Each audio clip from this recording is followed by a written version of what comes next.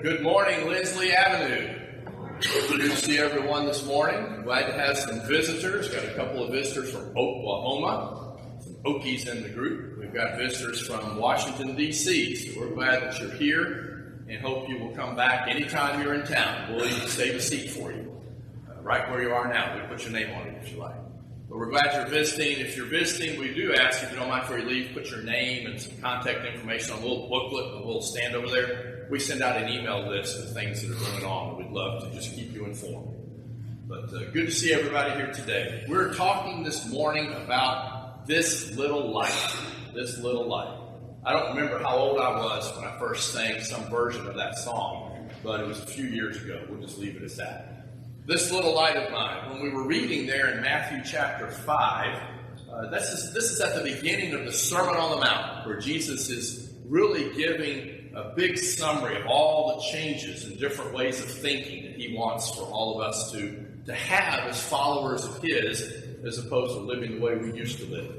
If you've seen The Chosen, this is the big event at the start of season 3. And it was real interesting to watch how they filmed it with the actor portraying Jesus calling out various pieces of it. I thought they did a real good job because they weren't going to have him read the entire 3 chapters and say it on the show. But it was really well done. Look at it again that Howell read for us a minute ago. You are the light of the world. A city set on a hill cannot be hidden. Nor do people light a lamp and put it under a basket or a bushel. But they put it on a stand, and it gives light to all who are in the house. In the same way, let your light shine before others so that they may see your good works and may give glory to your Father who is in heaven. There are several important things in this passage that's very much at the beginning, if you will, of the Sermon on the Mount. Very important things that Jesus tells us. Let's take a look. He says, you are the light of the world. Over in the Gospel of John, chapter 8, Thurl read this during class this morning. Jesus speaking here says, again, Jesus spoke to him saying, I am the light of the world. Jesus is certainly the light of the world, and we are lights of the world insofar as we reflect Jesus' light. Insofar as the light of Jesus lives in us. He is going to be, in many ways, the blinding light. In the lifetime of Jesus here on the earth, to me, the high point has to be the transfiguration, where Jesus goes up with Peter, James, and John to the high place, and his flesh, his entire body is changed. It's transfigured so that, if you will, the eternal light that is God, and Jesus being God, the eternal light of the divinity, somehow or other shines through his very flesh. And they really don't know what to make of it. Peter, many years later, writes that they were eyewitnesses of his majesty when he was on that holy mountain. That's the true light.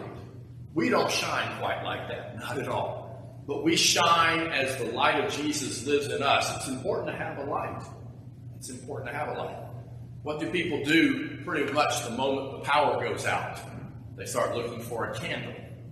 Right? These days, maybe they pull out their phone if it's charged and turn the little flashlight on the phone. But we don't like to really be in the dark. Thurl talked about being in a dark place. I have been inside Carlsbad Caverns and the Mammoth Cave system, and they flip that light off and you really can't see anything. People don't like it. Some people won't go in for the tour because of that very reason. We want light. We are light as we follow Jesus. And as Jesus lives within our hearts, we are able to show that light to other people.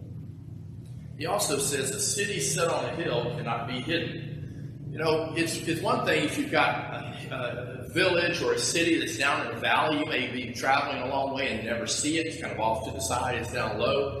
But if you've got a plain and there's just one big hill or one mountain out here, you can see that a long way off. I don't quite know how far off you can see the Smoky Mountains if you're traveling east in Tennessee, but you see it and you still have a long way to go. So if you've got a city up on a hill, everybody's going to see it. You know, think of a huge 747 on the radar, or some bigger plane, right? 787, 767. It's going to make a big blip, right?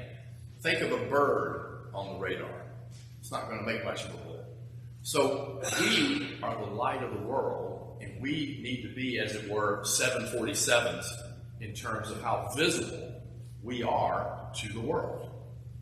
He also continues and says, nor do people light a lamp and put it under a basket. For one thing, we either burn the basket or we put the light out. We were talking flames when Jesus was speaking this. But what would the purpose of that be? You don't put it under a basket or a bushel. You put it on a stand so that it will give light to everybody in the house. Again, think if you have to light a candle. If you light a candle, it will give light, but it's not going to give a light if you put it and then put a giant piece of wood in front of it, or light a candle and put it please don't do this, in a cabinet or something like that, right? That's a way to burn your house down. But you put it where it will give light to everybody, right? Why would you do such a thing? Why would you put a bushel over it or a basket over it? What's the point? Why turn on a light in the room and then walk to the other end of the house? What good is that light doing over there, right? You need to read something and you're over here. So what are you going to do? You're going to go to the other end of the house, turn the light on, and then go back and read? Hello? There's a little short circuit going on if you do that kind of thing. The point of light is to remove darkness. We, as the lights of the world, reflecting the light from Jesus, exist in the world to remove the darkness from the world. Jesus said, I have come into the world as light, so that whoever believes in me may not remain in darkness. All of us, at one point in our lives, have been living in darkness. We take that step into darkness the moment we first choose to do what we want to do, knowing full well that that's not what God would want us to do.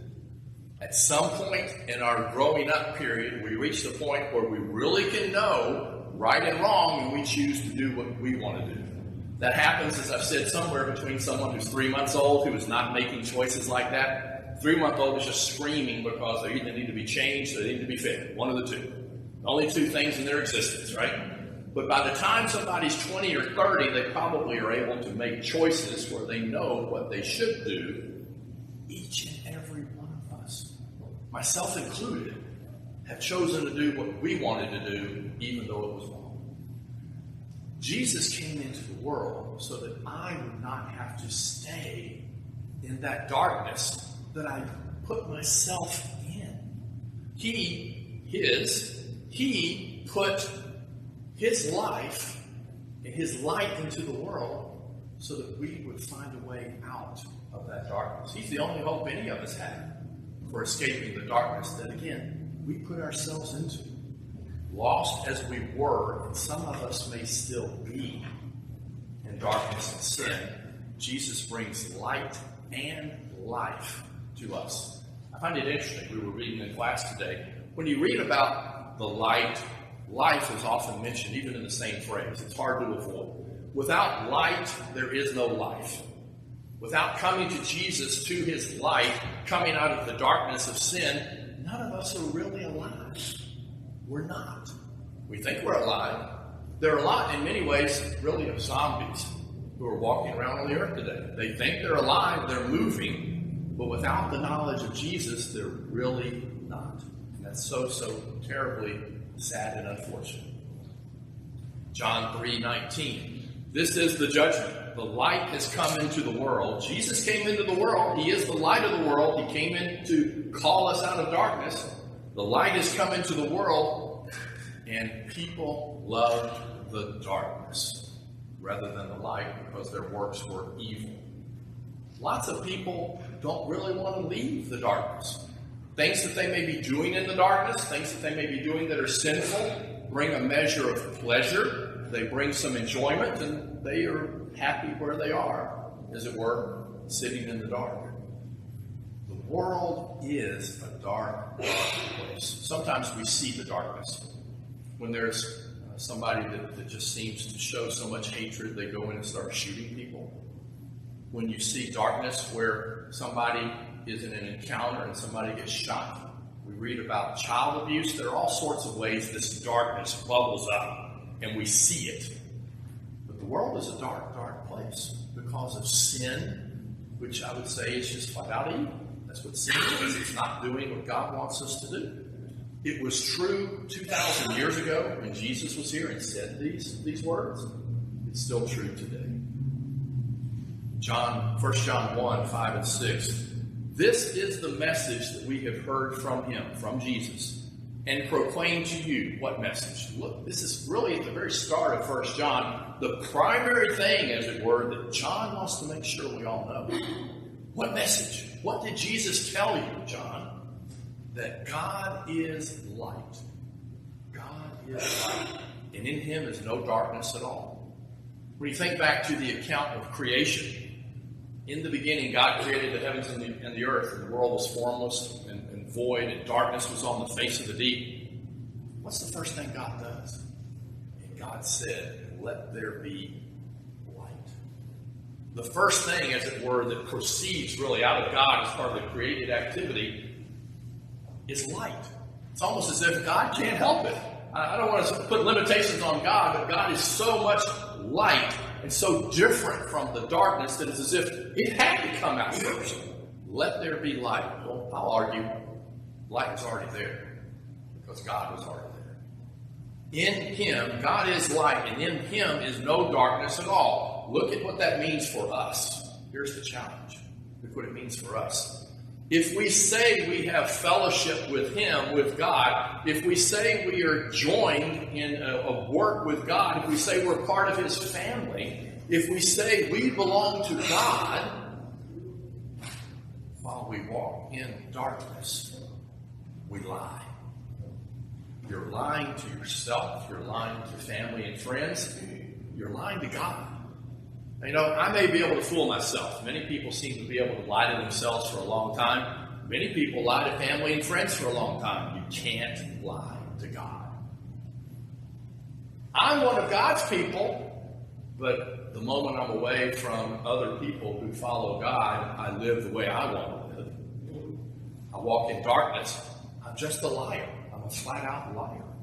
We lie and do not practice the truth. So look, I might be doing things when I'm walking in darkness. I'm lying because I'm not doing the things God wants me to do. I'll be living for myself. I'll be looking to take advantage of other people. I'll be looking to do the things that I want to do. I always think of It's a Wonderful Life when George finally is breaking down and he says, I want to do what I want to do. And picture the scene. For his whole life, he's had to do what other people wanted him to do. Well, unfortunately, most of our lives, we have many times said, I want to do what I want to do, not what God would want me to do. And in this case, poor George, right? He really didn't get to do much of what he wanted to do, but he was making an impact on people. But when I say that in my day-to-day life compared to God, I'm simply walking in darkness. And if I tell people I'm following God, I'm just a liar. I'm just a liar. Whoever says he is in the light and hates his brother is still in darkness. You can't be a member of God's family. You can't be a good member of God's family in the sense of in a right standing with God, a right relationship with God. You can't be practicing the truth if you hate your brother.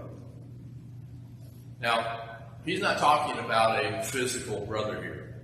You might say, I'm so glad. I don't have a brother or a sister physically. I have no brothers or sisters, so that can't apply to me. This is talking about your family. This is talking about your neighbors. This is talking about anybody we meet. You can't have hatred in here and light in here at the same time.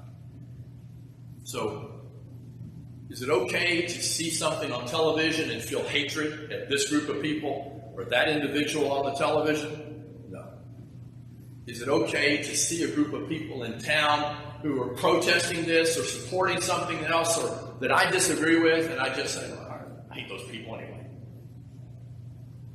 Is it okay to withhold love from somebody because I don't really like them anyway? I would argue no.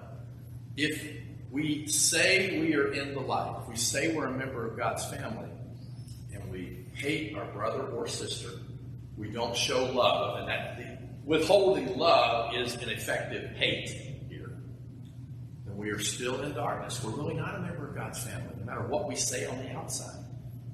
But whoever loves his brother, whoever loves his sister, whoever has a first reaction of love is, in fact, abiding or staying within the light. Think of the Good Samaritan. The people that ought to have known better, the religious people of the day, when this man had fallen in among thieves and was left half dead, they see him over there and like, hanging around here, they just go by on the other side. And yet it's the one that the people hearing the story the first time would have thought as the villain, would have thought, well, boy, if this guy's half dead, he's going to be dead now because this guy's going to take anything that's left. The Samaritan who comes in, he's the one that has, remember the word? Compassion on him. And he goes over and helps him. What's my first reaction when I come across somebody who's not quite the same as me? Maybe somebody who needs help. Is it, I'm gonna keep walking. I'm gonna keep walking. Or is it compassion? Is it, how can I help? That's a good question to ask, by the way. This is kind of an aside. If somebody's in the middle of something, just ask them, how can I help? Let them tell you. Don't assume you know how you're going to help. Just say, what can I do to help? That's a really good question to ask. It's a habit I want us to get into. Can I love God and hate my brother? Nope. That is not possible. They are mutually exclusive. You can't do it. You can say it, but you can't do it. God is love, and his people need to be loving. 1 John 1, 4 and 5.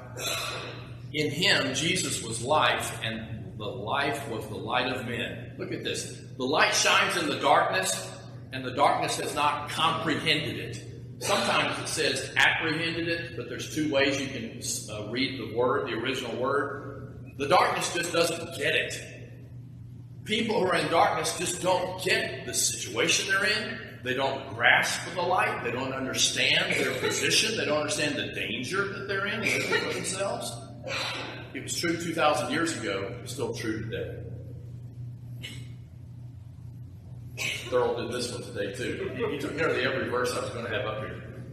1 Peter chapter 2, verse 9. Peter says, you, members of God's family, are a chosen race. You have been chosen. God sent his Son to give us the possibility of coming into the light. A royal priesthood, a holy nation, a people for his own possession. You are God's people now, that you may proclaim the excellencies of him who calls you, that's God. We may talk about how great God is. And he called us out of darkness into what? Into his light. Wait. That's not exactly what it says. I believe every word shows up in the text is there for a reason. And God chose to put an extra word in there. Peter could have said, he called you out of darkness into his light. He didn't. He put one extra word in there, his marvelous light. What God has called us to come into is fabulous. It's fantastic. It's amazing. It's awesome. And he wants us to come into that light, into that relationship with him, and leave the darkness behind. So when we look at this, you are the light of the world. You're a city on a hill that can't be hidden. People don't put light a lamp and put it under a basket. They put it on a stand and give light to the entire house. We need to let our light shine before others so that they may see our good works and let us. We didn't talk about that the first time we went through it. What is this? Remember that phrase we read before? Practice the truth. It's on your handout. We lie and do not practice the truth. If we're a member of God's family, we should be engaged in good works, helping people, loving people, doing things that people will notice. Hey, most people don't do that. Why do you? Because I'm in the light.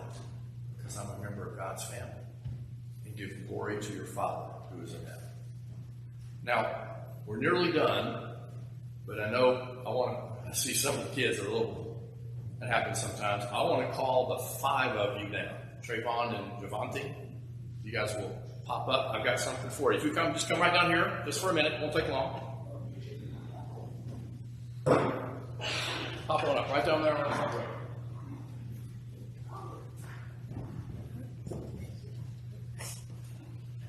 We'll be right back. Have a seat. I got this little thing right here. Some of you have probably seen this thing before. It's called a what? Glow stick, right? This is a tiny one. Boy, it's tiny. I would not want to use this and have to walk 100 miles in the dark. But you see it's already showing a color. Even in the light, it is purple. You can see it, right? What I have is a little Ziploc bag that has a couple of them, these tiny ones in here for you. Here's what I want. Do not crack them this morning. No, don't do that. I want you to take them home with you. And when you go to sleep tonight, assuming you don't have a nightlight, when you go to sleep tonight, your room's going to be dark, or turn off all the lights for a minute. It's a dark room. This is pretty small, isn't it? This is pretty small, but when you're in your room going to sleep tonight, I want you to crack it open. Put it next to you. Put it in the bed. Put it on your pillow. I think you'll be amazed that even something this small in the dark would be pretty easy to see. Why do I want you to do that? Because, what do you think? Even the smallest light can shine in the dark. Even the smallest light can shine in the dark. We're going to have you preaching up here later. Because our light compared to God's light, suppose the sun is God out here today, right? He's not, but suppose as bright as the sun is, that's the light of God. In comparison, my light's pretty small. My light can make a difference to people who are in the dark. So this next week, I want you, all of us, to think about how can I let my light shine to people around me? How can I show that I love them? How can I show that I care about them? And if you have to, keep that in a pocket. It's going to go out pretty quick. I have no idea how long these things will last. But keep this in your pocket. Think about letting the light shine. Okay? Again, these are some small ones. If you behave, I've got something I'll give you at the party right afterward. But I got small ones for now. All right? They are really small. Yes, they are. Okay? So again, do not crack them now. I want you to remember, no matter how small a light is, it gives light when somebody else is in darkness. Okay? Some of them are clear. That one may be a purple one too. This one had no color either. All right, so thank you all for coming up here. You go on back. I'll get you the big thing of lights a little later. We're back.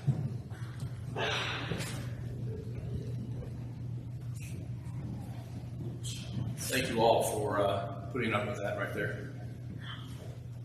What I want us to leave here today focused on is what Jesus wants from each and every one of us.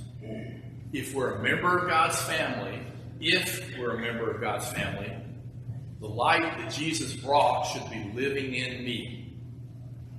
Let that light shine by having the default reaction, your initial reaction, your primary reaction being one of love and compassion.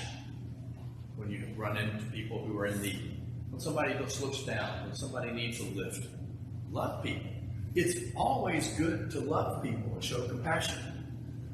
But if you're not a member of God's family, then what Jesus has said here, in effect, is going to be that you're still walking in darkness. Please come out of the darkness. The way you do that is to understand what Jesus did, who he is, what he did in giving his life for you. You need to understand that calls for leaving the darkness, coming into the light, and practicing the truth. The fancy word for that is to repent. Change your life from wrong to right. You need to confess, I do believe that Jesus is the Christ. And you need to be buried in water and baptism so that you can die to your old ways and let God forgive your sins as you were raised up out of them. If there's some way we can help, if you need prayer, if you need to respond to God's call today, please come now as we stand and sing.